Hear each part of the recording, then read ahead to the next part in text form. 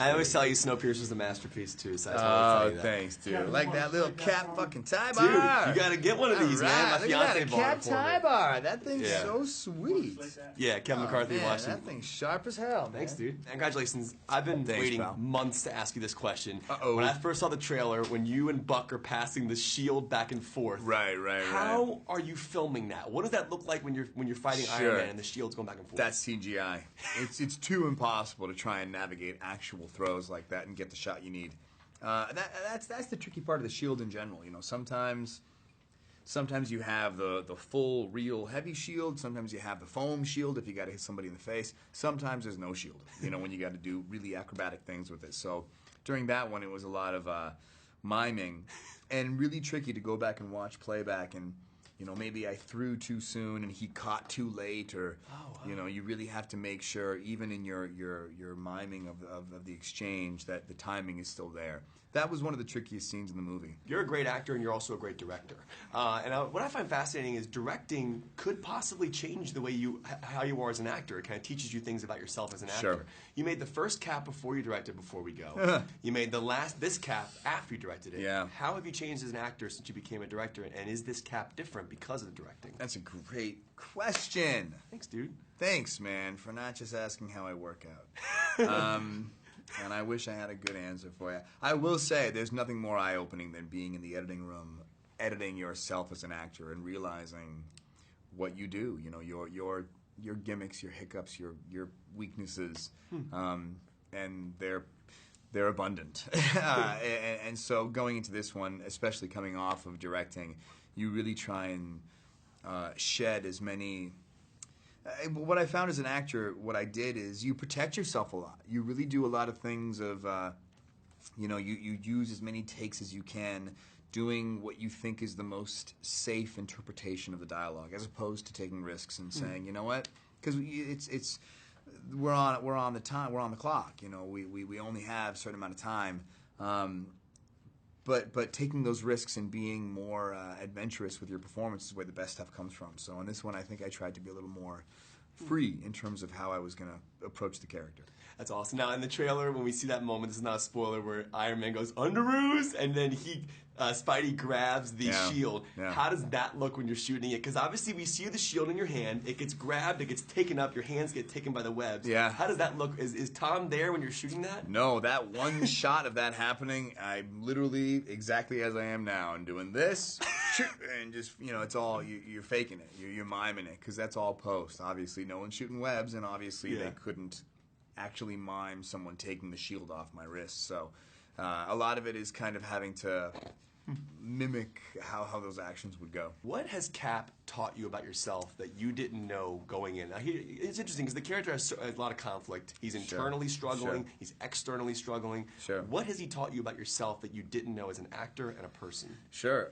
It's nice to when you do these interviews with people and they say, you know, what people respond to as a result of Cap, what people feel about him, and you see how people are so touched by someone who is selfless, and how touched people are by someone who just wants to do the right thing with no praise, no agenda, no ego involved. It really is inspiring to leave and kind of say that really does have an impact. This isn't just a hypothetical that if I'm a good man, people will. It's in all of our nature to be good. It is. I believe that. And it's nice to kind of have these interviews and do these press tours where people say the parts of Cap they respond to were his intrinsic quality of morality and values. And it makes you go home at night and really aspire to kind of look at yourself and try and be the best person you can be, because that's what has the most positive ripple effect in this world. That's awesome. Thank you for Snowpiercer. You're Hey, awesome at life. thanks. Now, I have to ask, obviously one of the greatest moments in the movie is the running moment towards each other. And I know there's CGI there, but how many times are you guys doing the run? Like, do you guys do that multiple times? All day. There was literally a day where we were just running. But also, like, August, Atlanta, Georgia isn't necessarily conducive to that sort of running. At all. People Germany would- was better. Yeah, people were out of breath. I think Paul Rudd had that mask on the whole time. Did he really? Yeah. But it wasn't Paul. His stuntman did a lot of that. Fucking Paul Rudd. He's not. Fuck him. Fuck you. No. The flying of Falcon blows my mind. And when I talked to you for Winter Soldier, you were explaining to me how that was done. How has the flying changed since then? Has the effects gotten different? Do you do it differently now in this film? No, I do it much less. I realize I have a really good stuntman, and it hurts.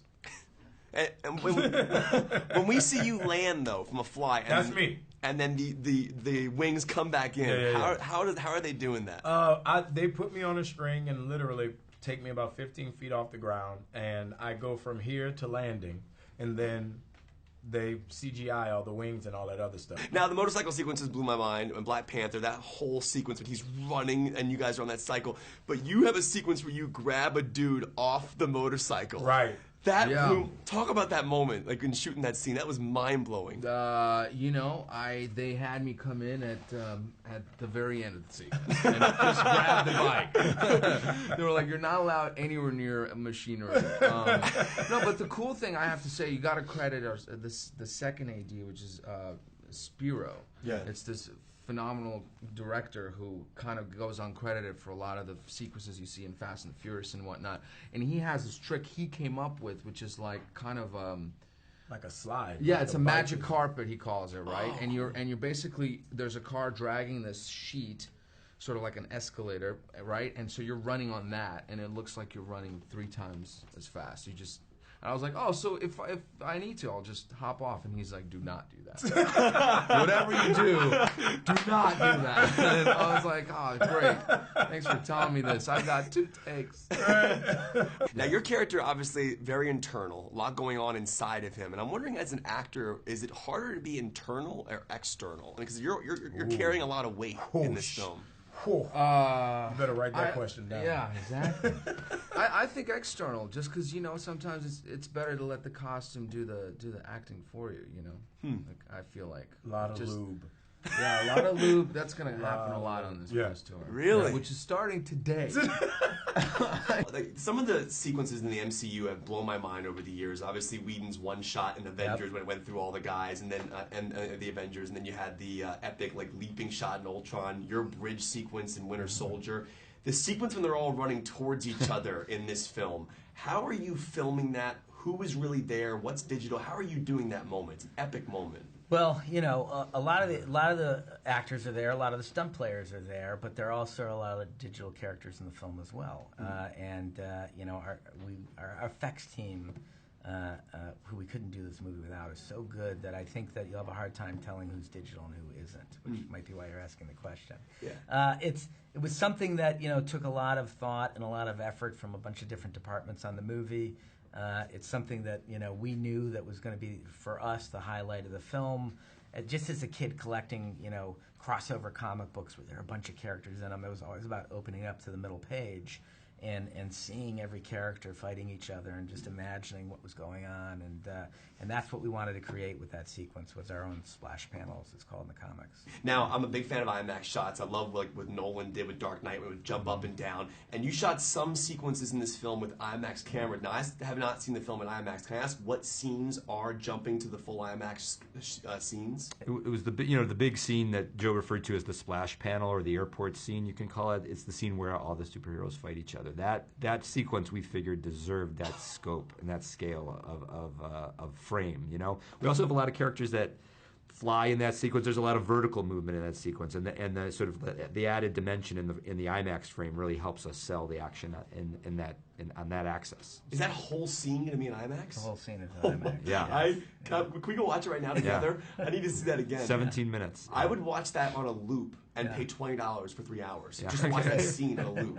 I have to ask you, Henry Jackman's score is brilliant, and I'm wondering, you have so many characters in the film. How many themes does he give you? Does each person get a theme, and how do you direct him to have the arcs and give the emotional pieces of their? It's a great question. Yeah, I think it was interesting with Henry because there are so many characters in the movie, and it's a very complex story. The risk is getting lost. Like, you can't chase all of those ideas. Right. So Henry had to work very hard on a musical level to figure out how does he sort of bring these things together in a way that gives the movie a cohesion where you're not sort of shooting off in 100 directions at any given moment. And Henry did it extremely elegantly. He found several key themes to use throughout the movie that really play to the storytelling and the character, some of the characters, but not getting lost in it. Yeah. How do you do the scene when the shield's going back and forth between Bucky and Cap when they're fighting Iron Man? Because that shot in the trailer, it blows my mind. How is that happening? Like, what's happening? That's tough, Evans yeah. and Sebastian actually learned the entire sequence. I think we shot it about 8 or 9 times.